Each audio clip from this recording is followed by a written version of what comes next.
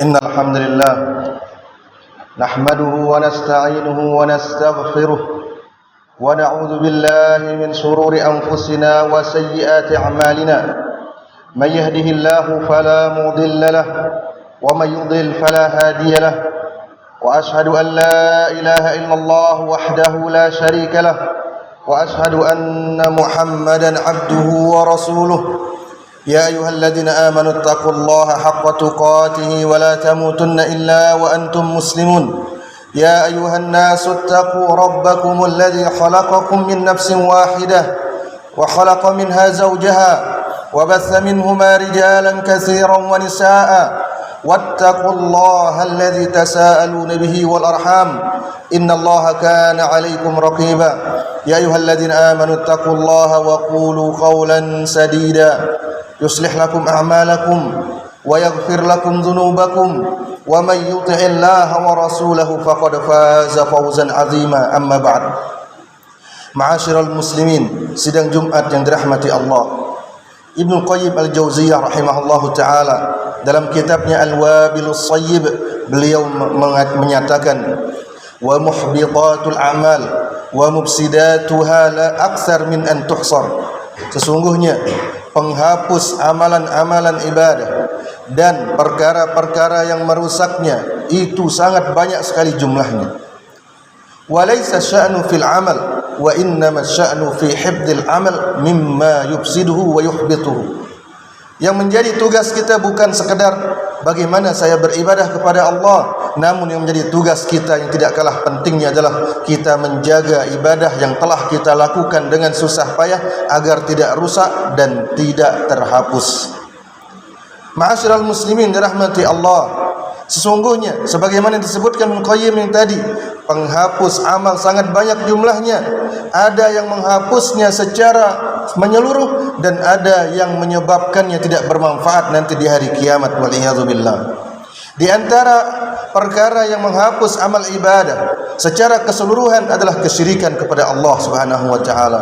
Allah Subhanahu wa taala berfirman dalam surah Az-Zumar ayat 65, "Wa laqad uhiya ilaika wa ilal ladzina min qablika la in asyrakta la yahbatanna 'amaluka wa la takunanna minal khasirin."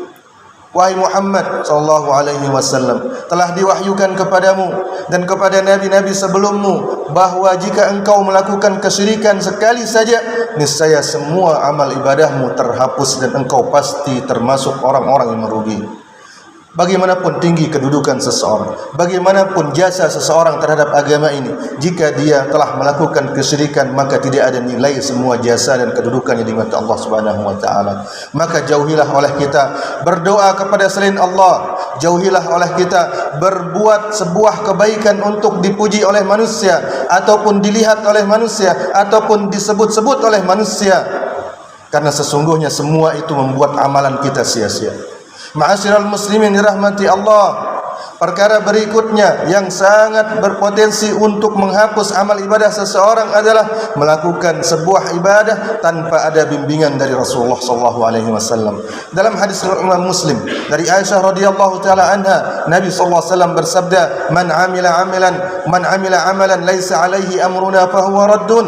Barang siapa yang mengerjakan sebuah amalan tanpa dilandasi oleh perintah kami, yaitu perintah Rasulullah SAW, maka amalannya tertolak. Ma'asyiral muslimin yang dirahmati Allah, selain dua perkara ini, yaitu kesyirikan dan melakukan sebuah ibadah tanpa ilmu, ada banyak perkara-perkara yang jika kita tidak sadari akan menyebabkan amalan kita terhapus, dan dia bukan kesyirikan, dan dia bukan kekufuran, dan dia bukan murtad, tapi dia adalah dosa-dosa yang bisa jadi dianggap biasa oleh sebagian orang, waliyadzubillah. Di antaranya adalah menyebut-nyebut pemberian ketika seseorang telah memberikan seseorang sedekah atau hadiah dan seterusnya. Allah Subhanahu wa taala berfirman dalam surah Al-Baqarah, "Ya ayyuhalladzina amanu la tubtilu shadaqatikum bil manni wal adza." Wahai orang-orang yang beriman, jangan kalian menyebut-nyebut pemberian kalian, jangan kalian membatalkan sedekah kalian dengan cara menyebut-nyebutnya dan menyakiti orang yang kalian berikan. Dia bukanlah kekufuran, dia bukan kesyirikan, tapi dia bisa menghapus amalan seseorang, yaitu mengeluarkan hartanya. Kemudian hadirin dirahmati Allah, perkara lainnya yang bisa menyebabkan amalan kita dihapus oleh Allah Subhanahu wa taala, sebagaimana dalam riwayat Muslim, yaitu kita berani memvonis orang lain yang melakukan maksiat bahwa Allah tidak akan mengampuni dosanya.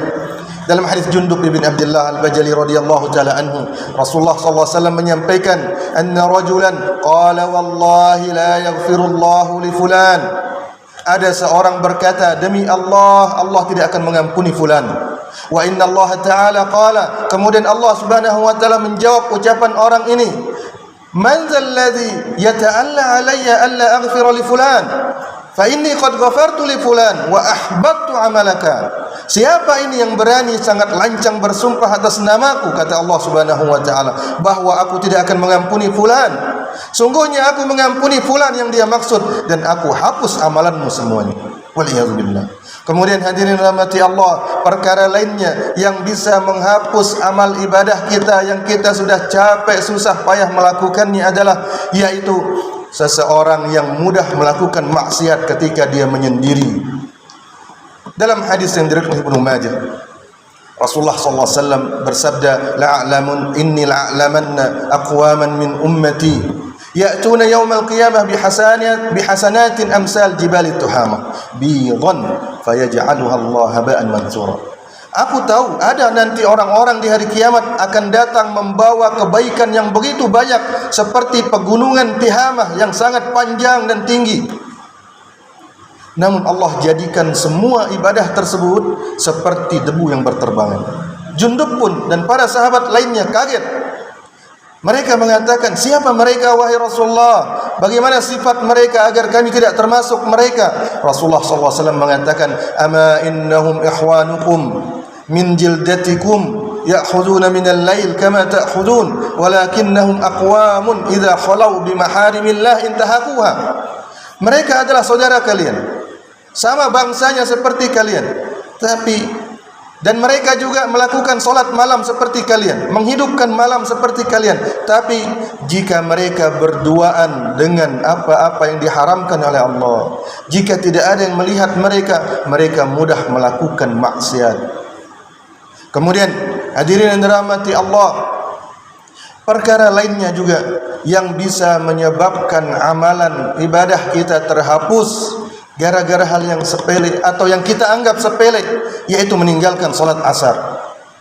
Para ulama kita, di antaranya para ulama Syafi'iyah rahimahumullahu taala, mereka mensyaratkan seseorang itu keluar dari Islam ketika dia meninggalkan dua salat secara berturut-turut sehingga keluar dari waktunya.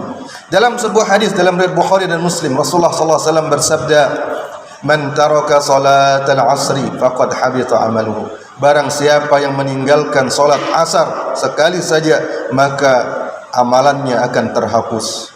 Dia tidak sampai keluar dari Islam, tapi dia baru saja meninggalkan satu solat saja sehingga lewat waktunya, maka itu menyebabkan amalannya terhapus. Kemudian perkara mengerikan lain yang bisa menghapus amalan seseorang adalah riba.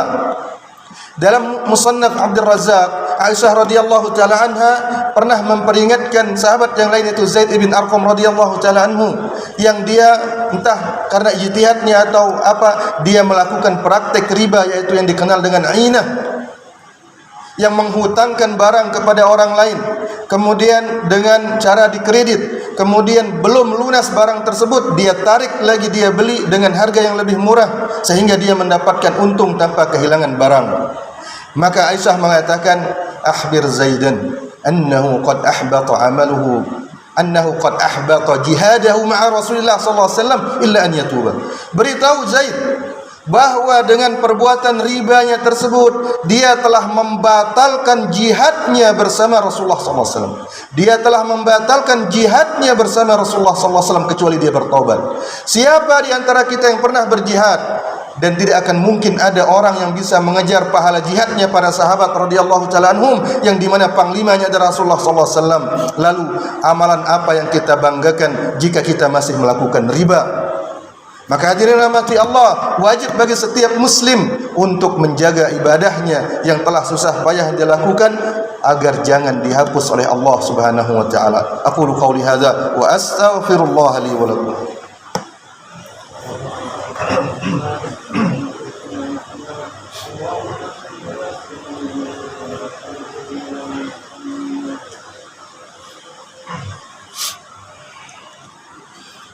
Alhamdulillah hamdan katsiran tayyiban mubarakan fihi kama yuhibbu rabbuna wa yardah wa ashhadu an la ilaha illallah wahdahu la syarika lah wa ashhadu anna Muhammadan abduhu wa rasuluh amma ba'd.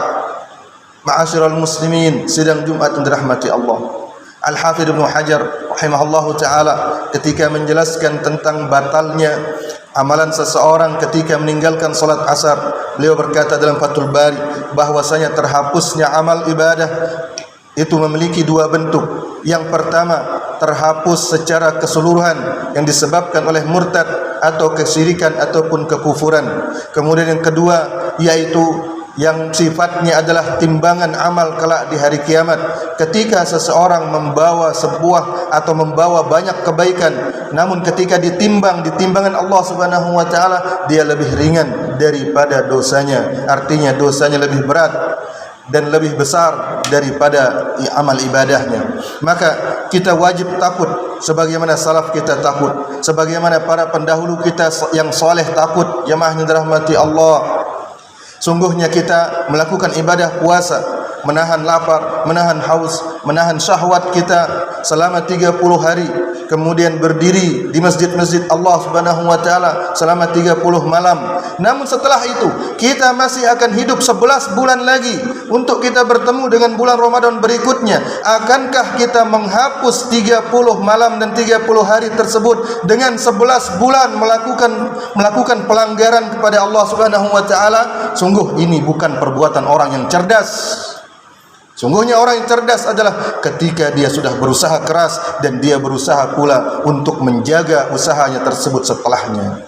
Allahumma salli ala Muhammad wa ala ali Muhammad kama sallaita ala Ibrahim wa ala ali Ibrahim innaka Hamidum Majid. وبارك على محمد وعلى آل محمد كما باركت على إبراهيم وعلى آل إبراهيم إنك حميد مجيد.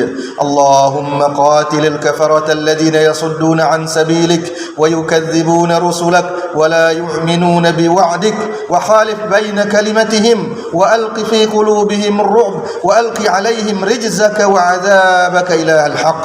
ربنا اغفر لنا ولإخواننا الذين سبقونا بالإيمان ولا تجعل في قلوبنا غلا للذين آمنوا ربنا إنك رؤوف رحيم. اللهم تقبل منا صيامنا وقيامنا وركوعنا وسجودنا وسائر أعمالنا إنك أنت السميع العليم. اللهم يا مقلب القلوب ثبت قلوبنا على دينك ويا مصرف القلوب صرف قلوبنا على سنة نبيك صلى الله عليه وسلم. اللهم آتنا في الدنيا حسنة وفي الآخرة حسنة وقنا عذاب النار. وصلى الله على نبينا محمد وعلى آله وصحبه وسلم. وآخر دعوانا أن الحمد لله.